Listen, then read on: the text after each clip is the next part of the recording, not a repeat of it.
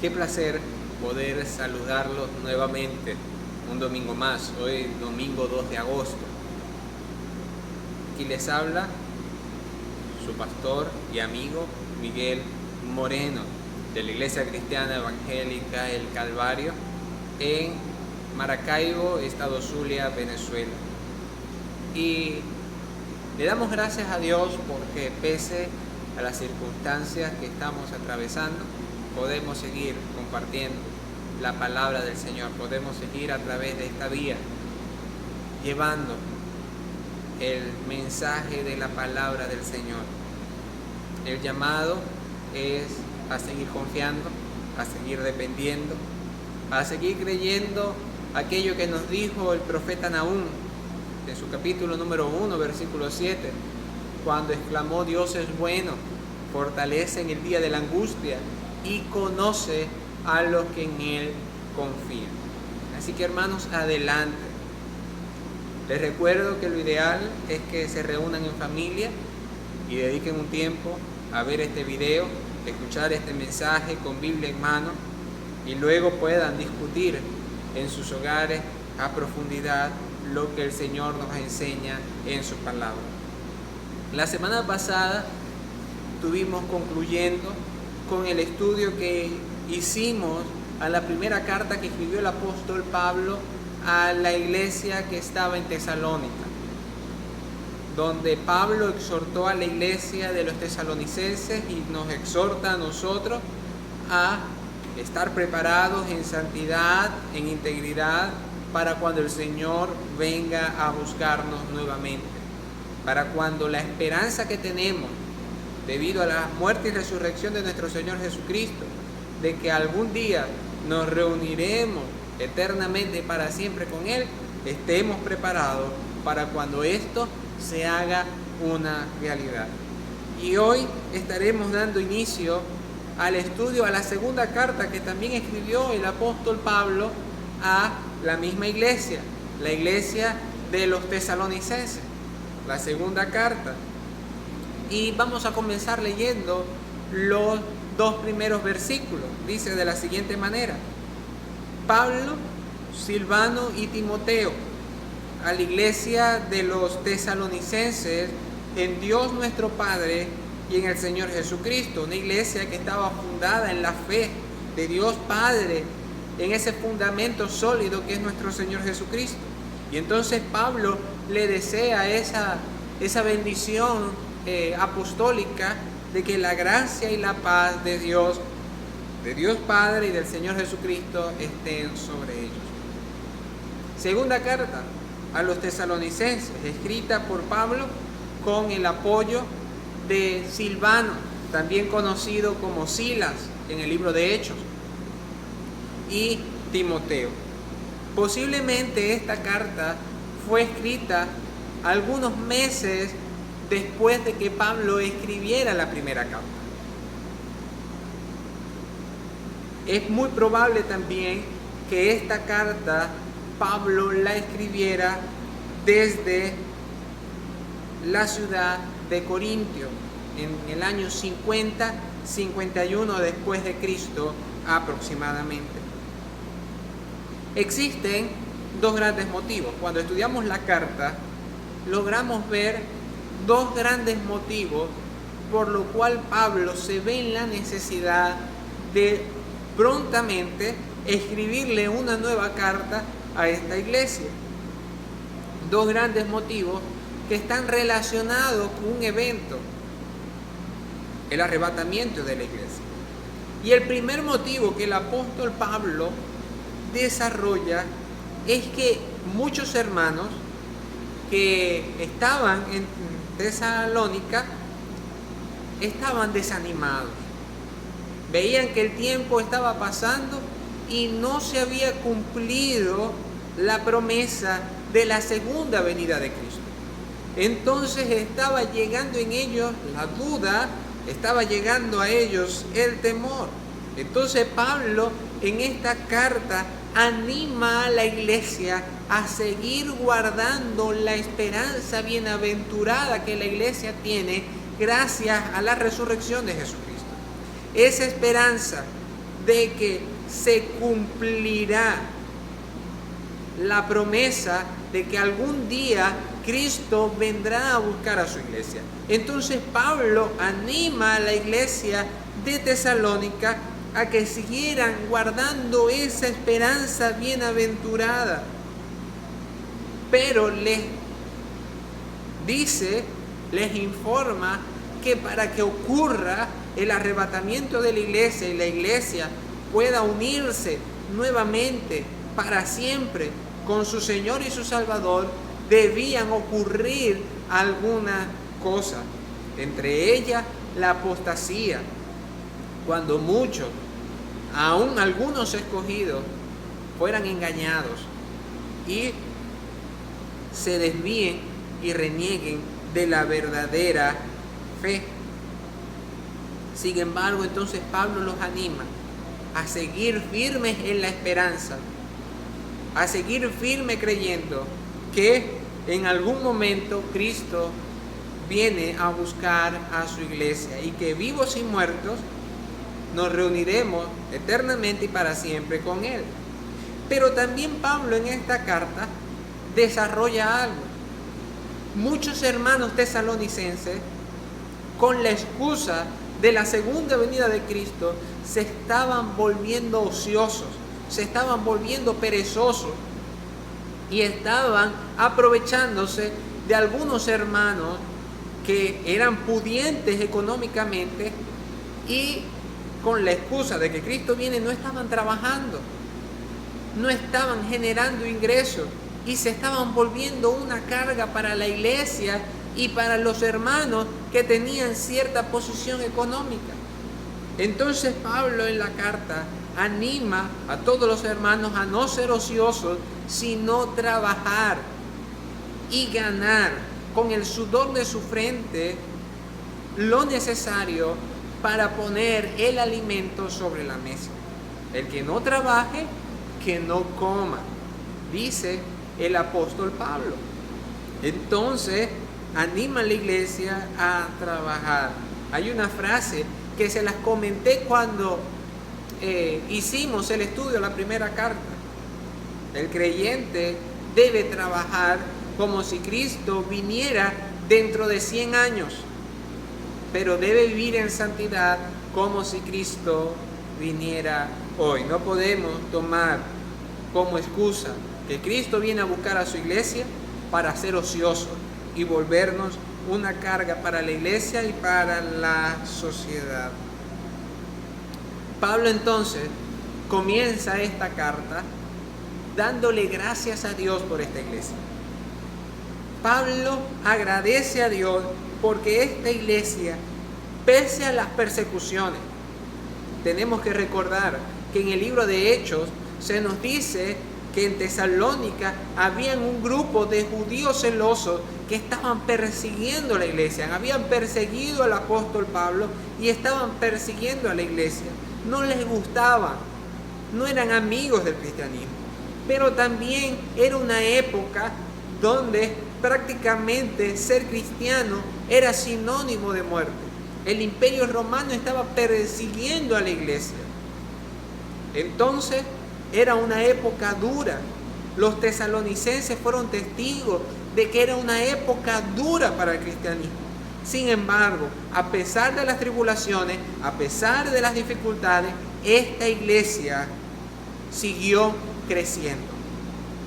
Su crecimiento no se detuvo, porque su crecimiento no dependía de los factores externos, sino que dependían del Señor, de su relación con Dios y su intimidad con Él.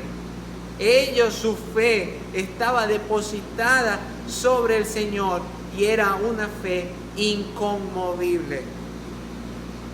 Entonces, vemos como el apóstol Pablo dice lo siguiente en los versículos 3 y versículo 4 del capítulo 1 de esta carta, segunda carta tesalonicense.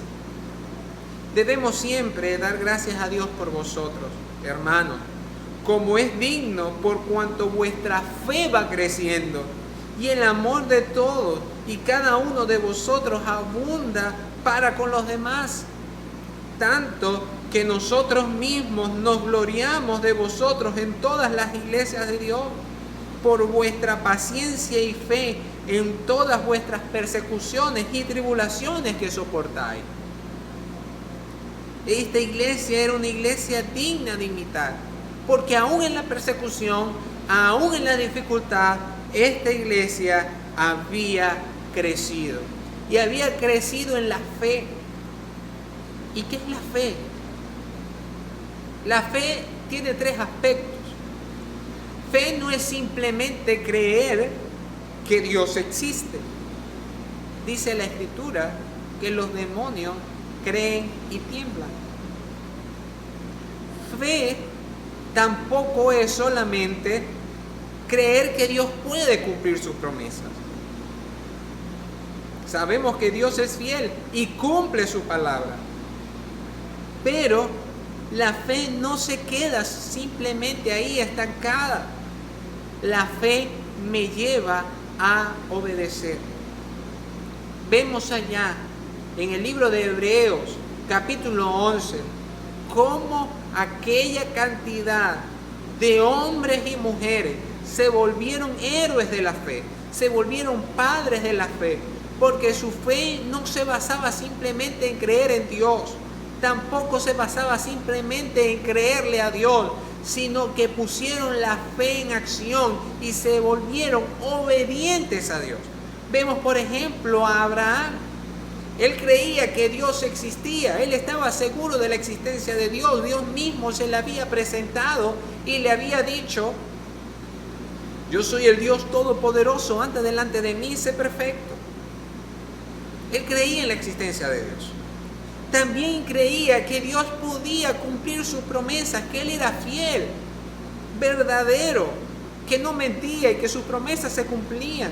Y vemos cómo Dios le hizo una promesa a Abraham y él sabía que Dios se la iba a cumplir. Dice el apóstol Pablo que Abraham creía esperanza sobre esperanza. A pesar de que todo decía que no, él seguía creyendo que si Dios había dicho que sí, era sí. Pero la fe de Abraham lo llevó a obedecer. Y cuando Dios le pidió en sacrificio a ese hijo de la promesa, él estuvo dispuesto, sin poner excusa, sin ningún argumento, estuvo dispuesto a obedecer absolutamente lo que Dios le mandara. Entonces fe, iglesia, es creer en Dios, creerle a Dios y obedecer a Dios. Y en esto estaba creciendo la iglesia de Tesalonicenses. Y nosotros como iglesia debemos imitar eso y crecer en la verdadera fe, esa fe que nos lleva a someternos a Dios en obediencia. También la iglesia de los tesalonicenses estaban creciendo en amor. Al Señor Jesús le preguntaron cuál es el primer y gran mandamiento, y Él dijo: está escrito. El primer mandamiento es: amarás al Señor tu Dios con todo tu corazón, con toda tu alma y con toda tu fuerza. Pero no se quedó ahí. Dijo: el segundo es semejante: amarás a tu prójimo como a ti mismo. Y de ahí depende toda la ley y los profetas. La iglesia de Tesalonicenses estaba creciendo en el amor a Dios. Y no estaba creciendo en el amor a Dios, como siempre les digo, y no me cansaré de decirles. No estaban creciendo en el amor a Dios simplemente porque en las alabanzas que ellos cantaban decían: Cristo, yo te amo. Ni estaban creciendo en el amor a Dios porque en lo que ellos recitaban decía: te amo, porque usaban una franela donde decía: Dios te amo. Ellos estaban creciendo en el amor a Dios por la fe que los estaba llevando a obedecer. ¿Quieres amar a Dios o amas a Dios? Demuéstralo en obediencia. Y entonces el amor de Dios que era derramado en ellos, o que había sido derramado en ellos, los llevaba a amar también al prójimo. Y a los necesitados extenderles la mano. Y a los enfermos orar por ellos. Y al que estaba pasando por algún momento difícil, consolarlos. El apóstol Pablo en Corintios dice: ¿quién enferma y yo no enfermo? La iglesia de Tesalonicenses se caracterizó por extenderle la mano al prójimo, al necesitado, al menesteroso. Y nosotros como iglesia, si nos sometemos a Dios en obediencia y le amamos, debemos aprender a amar al prójimo. Amar al prójimo tampoco es simplemente enviarle un mensaje y decirle te amo, que es bueno y a veces es necesario. Demostrarle a mi amigo, a mi hermano, a mi compañero, decirle te amo en el amor de Cristo, estoy orando por ti. Pero amor al prójimo es que si veo que mi hermano en la fe, mi amigo, ese que se reúne conmigo en la iglesia, a lo mejor no tiene que darle de comer a sus hijos, y yo tengo la posibilidad de ayudarlo, pongo mi fe en acción y entonces ayudo a ese hermano. Y más en este tiempo de tanta necesidad, debemos mostrar el amor de Dios en nuestras vidas, amando a nuestro prójimo. Y la iglesia de Tesalonicenses también estaba creciendo en la paciencia en medio de la tribulación. Ellos habían entendido que Dios tiene pleno control. En cualquier circunstancia, en cualquier tribulación, Dios tiene el control. Y aún en los momentos difíciles, el Señor sigue sentado en su trono. Me gusta mucho esta frase: el pesebre está vacío, la cruz está vacía, la tumba está vacía, pero el trono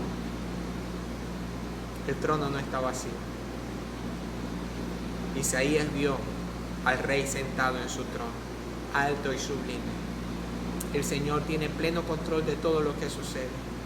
Y aún en medio de las tribulaciones, Él nos sostiene, Él nos ayuda, Él nos cuida. La iglesia de Tesalónica había entendido esto. Y nosotros debemos también entenderlo, que aún en esta cuarentena, por el virus que está azotando a la humanidad, estoy seguro que el Señor les ha provisto, les ha ayudado, les ha cuidado, les ha sostenido. Porque el Señor está sentado en su trono y cumple sus promesas. Entonces debemos seguir creciendo, al igual que la iglesia de los tesalonicenses, en la fe, en el amor y en la paciencia, aún en medio de las tribulaciones. Pablo entonces alienta a la iglesia de los tesalonicenses a seguir así adelante. Y es bueno que nosotros imitemos a la iglesia de los tesalonicenses, por lo que Pablo les dice a continuación, porque Pablo insta a esta iglesia a seguir adelante, porque el Señor les tiene guardada un galardón. Versículo 7 del capítulo 1 de esta segunda carta a los tesalonicenses. Y vosotros que sois atribulados, daros reposo a nosotros, cuando se manifieste el Señor Jesús desde el cielo con los ángeles de su poder. Hay un reposo para el creyente. Reposo se puede traducir como tiempo de alivio, tiempo de descanso o tiempo de recreo. Qué bueno era cuando estábamos en la escuela o en el liceo o en la universidad y estábamos en una prueba difícil, y terminábamos la prueba y salíamos al tiempo de descanso, al tiempo de reposo, de recreo. El Señor tiene para su iglesia guardado un reposo, un tiempo de reposo. ¿Cuándo? Cuando toda la iglesia se reúne en su presencia. El apóstol Pablo, en la carta que escribió a la iglesia que estaba en Roma, en el capítulo 8, versículo 18, dice lo siguiente: pues tengo por cierto, Pablo estaba seguro, no había lugar a dudas, pues tengo por cierto que las aflicciones del tiempo presente las circunstancias difíciles que Pablo estaba viviendo no son comparables con la gloria venidera que en nosotros ha de manifestarse. Pablo expresa que ninguna tribulación que atravesemos en esta tierra es comparada con lo que el Señor tiene preparado en ese tiempo de reposo, en ese tiempo de descanso para la iglesia. Y a lo mejor tú que me estás escuchando puedes decirte, bueno, pero el apóstol Pablo no vivió en una circunstancia como la que estamos viviendo nosotros. Él no vivió en una pandemia. Él no tuvo que enfrentar la escasez de gasolina o la escasez de agua, o no tuvo que pasar por las mismas circunstancias que estoy pasando yo. Bueno, déjame y te digo el currículo del apóstol Pablo. Perseguidos por su nación, perseguidos por extranjeros, en hambre en muchas oportunidades, en peligro de espada, apedreado, azotado, en naufragios, mordido por una serpiente, tenido por muerto.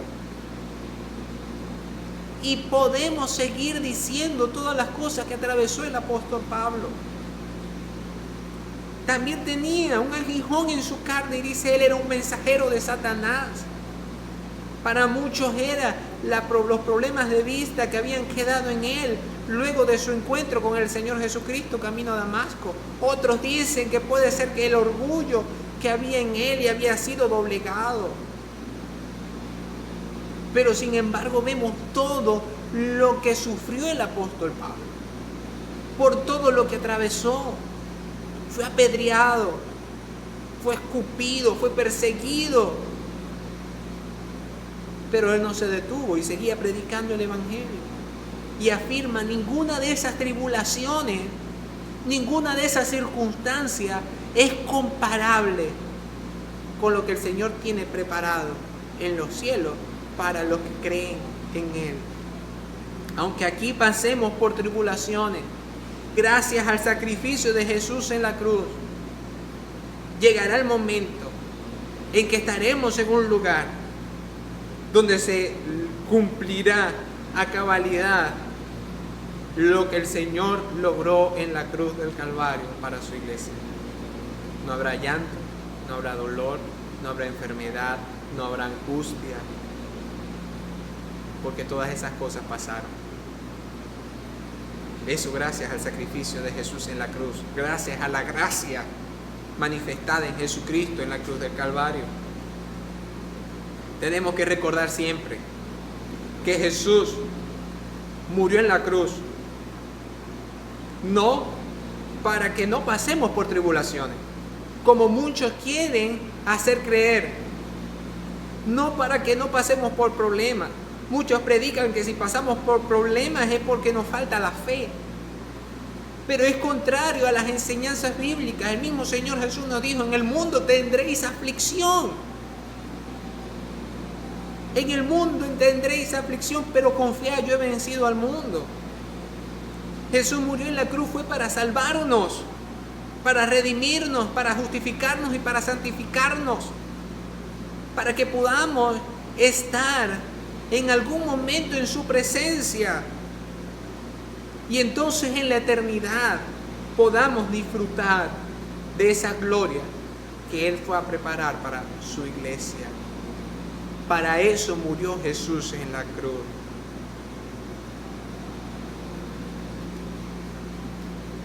Hermanos, ninguna tribulación es comparada con la gloria que el Señor tiene y logró en la cruz del Calvario para su iglesia. Pero, ojo, esto es solamente para la iglesia fiel y verdadera, aquella que no se contaminó. Esto es para los creyentes fieles y verdaderos, aquellos que verdaderamente nacieron de nuevo y dieron fruto de un genuino arrepentimiento. Pero para el resto del mundo, para los que no creen y han decidido desobedecer a Dios y darle la espalda, y han decidido aún perseguir la iglesia y criticar la iglesia, para los que han ignorado el llamado de Dios al arrepentimiento y aún habiendo escuchado el mensaje de la palabra del Señor han endurecido sus corazones y no han creído y no se han arrepentido de sus pecados. Para ellos no viene reposo, para ellos no habrá descanso, no habrá recreo, para ellos habrá tribulación. Dice el versículo 6 del capítulo 1, porque es justo delante de Dios pagar con tribulación a los que os atribulan. Y dice el versículo 8 y versículo 9, en llama de fuego para dar retribución a los que no conocieron a Dios. Ahí la palabra conocer es los que lo han ignorado y le han dado la espalda. A los que no obedecen su evangelio, a los que no han creído y no se han arrepentido y no han confesado que Jesús es el Señor, ni viven de acuerdo a sus mandamientos. Ellos sufrirán pena de eterna perdición. Serán excluidos de la presencia del Señor y de la gloria de su poder. ¿Quiénes persigan la iglesia? O quienes a lo mejor no, yo no persigo la iglesia, yo hasta he acompañado a veces a los evangélicos a sus actividades, pero nunca han creído y nunca han dado fruto de un genuino arrepentimiento y nunca han tenido un encuentro personal con el Señor, sino que le han dado la espalda y han rechazado su llamado a aceptar el don de salvación por gracia, por la fe en Jesucristo. Para ellos viene sufrimiento. Y no porque Dios sea malo, todo lo contrario, porque Dios es bueno y justo y no puede pasar por alto el pecado. Dice en el libro de Juan que la luz vino al mundo y los hombres amaron más las tinieblas que la luz porque sus obras eran malas. Y por consecuencias a eso vino la condenación. El hombre es condenado no porque Dios sea malo, sino porque el hombre tomó la decisión de ir en contra de Dios. Pero iglesia, para la iglesia fiel y verdadera, para el creyente fiel y verdadero, hay un tiempo de reposo. Llegará tiempos de refrigerio, donde cualquier circunstancia que atravesemos aquí en la tierra, donde cualquier momento difícil que atravesemos aquí en la tierra, no será comparable con la gloria que el Señor tiene preparada para nosotros en los cielos. Y tenemos la esperanza de que aun cuando atravesemos aquí circunstancias difíciles en la tierra, todo lo podemos en Cristo que nos fortalece. Y que en esos momentos difíciles el Señor está con nosotros. Y el Señor nos sostiene. Y el Señor nos ayuda. Y el Señor se convierte en nuestro amparo y nuestra fortaleza, nuestro pronto auxilio aún en medio de las tribulaciones. Pero esas tribulaciones momentáneas, no se comparan con el galardón que el Señor tiene preparado para nosotros allá en los cielos, por haber creído en Él y vivido aquí en la tierra en santidad e integridad. Como iglesia, entonces, imitemos a los tesalonicenses, sigamos creciendo en el Señor, en la fe, en la esperanza, en el amor, en la paciencia, porque el Señor nos tiene un galardón. Que el Señor les bendiga. Oro por la vida de cada uno de ustedes, pidiéndole al Señor que les provea, les ayude, les sostenga y les guarde en todo momento. Sigan levantando el altar familiar y oremos para que pronto podamos estar reunidos nuevamente en nuestro templo. Un fuerte abrazo.